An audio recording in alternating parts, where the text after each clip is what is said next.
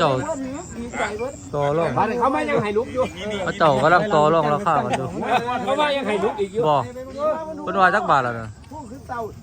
ฮะ8,000เหรอโอ้9,200ว่าซั่นเพิ่นต่อรองราคากันอยู่ในหอยกำลังหุ่มอยู่9,200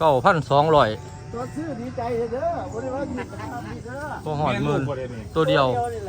นะ คือไทยเกียร์ถอยแล้วบัดนี้ ก็วันสองเอาไหมเออ บ่เก้าวันสอง เอาเต็ม เต็ม บ่200ละ เอาเต็ม บ่เอาไว้คาใบนะ เอา100บ่จะเอา200ละ เอา100เดียวขาย100 ขายรถไปยังเลยยังค่า100เดียวยัง100เดียวอยู่เอาไปแล้วเห็นบ่ล่ะ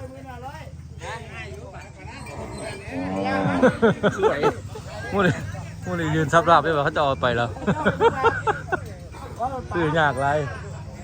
เขาจะซื้อเอาตัดหนาเลย